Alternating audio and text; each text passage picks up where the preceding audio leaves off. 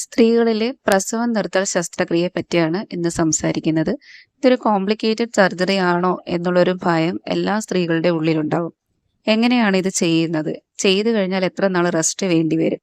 എത്ര നാളിന് ശേഷം ശാരീരിക ബന്ധത്തിൽ ഏർപ്പെടാം? ഈ ശസ്ത്രക്രിയ ചെയ്താലും പ്രഗ്നന്റ് ആകാനുള്ള ചാൻസ് ഉണ്ടോ? പീരീഡ്സ് ആവുമ്പോൾ എന്തായിരിക്കും അവസ്ഥ? തുടങ്ങിയ കാര്യങ്ങളാണ് ഇന്നത്തെ വീഡിയോയിൽ ഇൻക്ലൂഡ് ചെയ്തിരിക്കുന്നത്. നമുക്കെല്ലാവർക്കും അറിയാവുന്ന ഒരു കാര്യമാണ്. സ്ത്രീകളിലെ അണ്ഡം അല്ലെങ്കിൽ ഓവം പുരുഷന്മാരുടെ സ്പേമുമായി ചേർന്നാണ് ഭ്രൂണം ഉണ്ടാകുന്നത്. സ്ത്രീകളിൽ മാസമുറ ഉണ്ടാകുന്ന അനുസരിച്ച് ഓവറിൽ നിന്നും ഓവം റിലീസ് ചെയ്യും.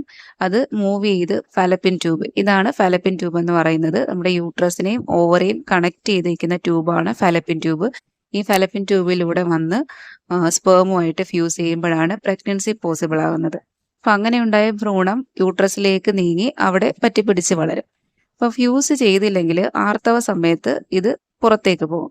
സോ ഈ ശസ്ത്രക്രിയയിൽ എന്താണ് ചെയ്യുന്നത് നോക്കുക. ഈ ഓവം പാസ് ചെയ്ത് വരുന്ന വഴി ബ്ലോക്ക് ചെയ്യും.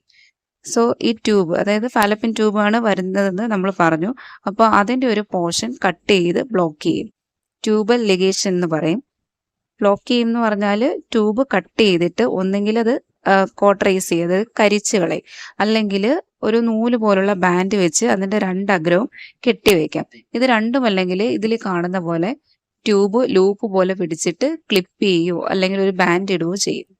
ഇതൊരു പെർമനന്റ് ആയിട്ടുള്ള ബർത്ത് കൺട്രോൾ രീതിയാണ്. അതായത് താരതമ്യേന സക്സസ് റേറ്റ് കൂടിയ ഒരു ഗർഭനിരോധന മാർഗമാണ്. ഈ സർജറി ചെയ്തു കഴിഞ്ഞാൽ 99% കേസുകളിലും പിന്നീട് കുട്ടികൾ ഉണ്ടാകാനുള്ള ചാൻസ് ഇല്ല.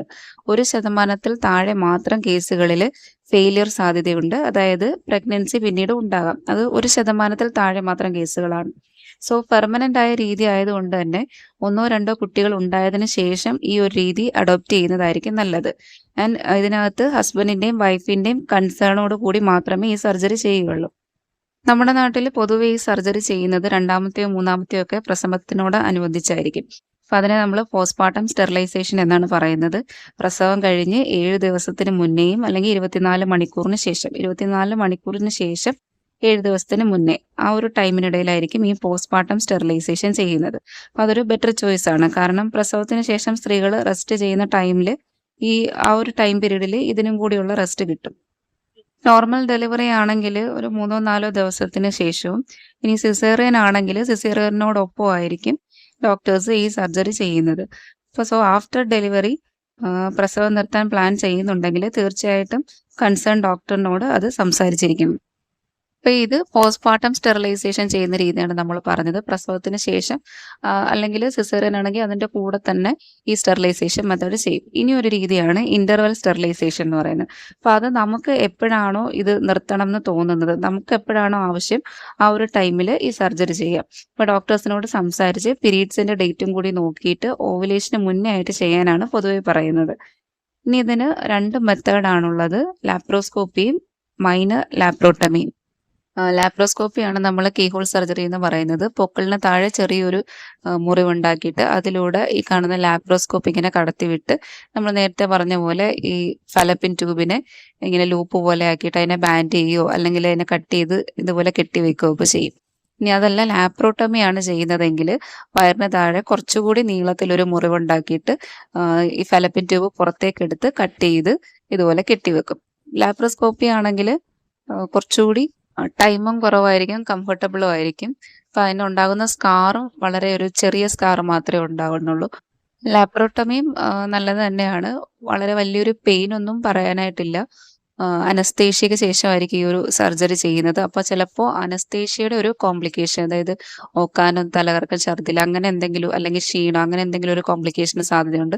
അല്ലാതെ മറ്റ് പ്രശ്നങ്ങളൊന്നും ഇല്ലാത്തൊരു സർജറിയാണ് നമ്മൾ ഈ പറയുന്ന ഫീമെയിൽ സ്റ്റെറിലൈസേഷൻ. സാധാരണഗതിയിൽ സർജറി കഴിഞ്ഞ് അന്ന് തന്നെ വീട്ടിലേക്ക് പോകാവുന്നതാണ്. മാക്സിമം ഒരു ഒരാഴ്ച 2 ആഴ്ച വരെയൊക്കെ റെസ്റ്റ് ആവശ്യമാണ്. ഡെയിലി റുട്ടീനൊക്കെ 2-3 ദിവസത്തിന് ശേഷം സാധാരണ പോലെ ചെയ്യാൻ പറ്റും.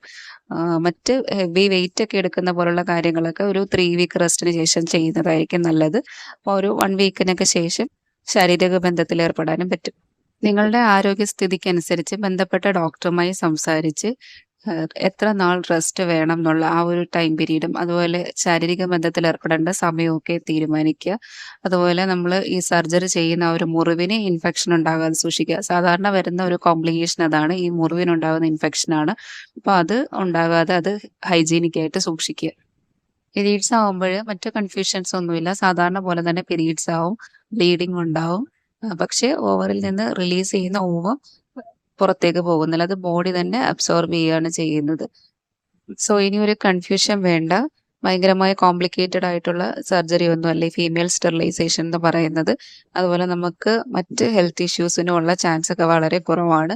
അതുപോലെ തന്നെ ബർത്ത് കൺട്രോൾ മെഷേഴ്സിൽ വളരെ സക്സസ് റേറ്റ് ഉള്ള ഒരു രീതിയാണ് ഈ ഫീമെയിൽ സ്റ്റെറിലൈസേഷൻ എന്ന് പറയുന്നത്.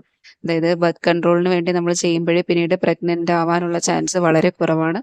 എന്നാൽ ഇത് ചെയ്തതിന് ശേഷം പ്രഗ്നന്റ് ആവണം എന്നുള്ളവർക്കും ഇത് പിന്നീട് പ്രഗ്നൻസി പോസിബിൾ ആക്കാൻ പറ്റും. സോ ഫീമെയിൽ സ്റ്റെറിലൈസേഷൻ അല്ലെങ്കിൽ ട്യൂബെക്ടമിയെ പറ്റിയിട്ടുള്ള കാര്യങ്ങളൊക്കെ ക്ലിയർ ആയി എന്ന് വിചാരിക്കുന്നു.